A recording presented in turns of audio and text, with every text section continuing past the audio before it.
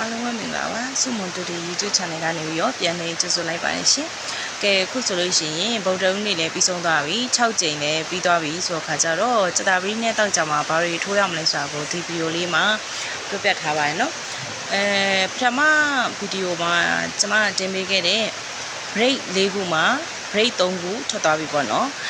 ပထမဗီဒီယိုကိုကြည့်တဲ့သူတွေဆိုလို့ရှိရင်သိလိမ့်မယ်ကျွန်မဘာ break တွေပေးခဲ့လဲဆိုရာကို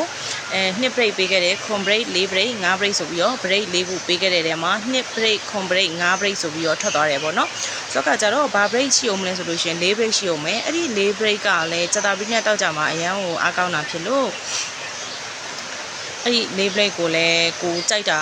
ပါတယ်ဆိုလို့ရှိရင်အဲ့ဒီလေးဘရိတ်ကိုလည်းထည့်ပြီးတော့ထိုးကြပါလို့ပြောချင်ပါတယ်ဒီဗီဒီယိုလေးထဲမှာလည်းကျွန်မလေးဘရိတ်ကိုထိုးဖို့ပြောထားပါရဲ့ပေါ့နော်ပြီးတော့ပထမဗီဒီယိုမှာဗာပေးခဲ့လဲဆိုလို့ရှိရင်ပတ်တီ၄လုံးပေးခဲ့တယ်ဟာပတ်တီ၄လုံးတောင်ပေးရလားများလိုက်တာဒါမျိုးထင်ကောင်းထင်နိုင်နေမယ်ဒါပေမဲ့ကျွန်မပေးတဲ့ပတ်တီတွေက၄လုံးပေးတယ်ဆိုရင်၄လုံးလုံးလိုက်ဖို့ပြောတာမဟုတ်ဘူးလူကြီးမင်းက2ပတ်တီကြိုက်နေရဆိုလို့ရှိရင်2ပတ်တီကိုလိုက်3ညပတ်တီကြိုက်နေဆိုရင်3ညပတ်တီကိုလိုက်နော်အဲ့လိုမျိုးကစားရမှာဖြစ်တယ်ပေါ့နော်အခုပတ်တီးကဘာပေးခဲ့ရလဲဆိုရင်2ပတ်တီ3ညပတ်တီ4ပတ်တီ3ပတ်တီဆိုပြီးတော့ပေးခဲ့တာ3ညပတ်တီနဲ့4ပတ်တီကတော့ထွက်သွားပြီ2ပတ်တီနဲ့3ပတ်တီပဲကျန်တော့တယ်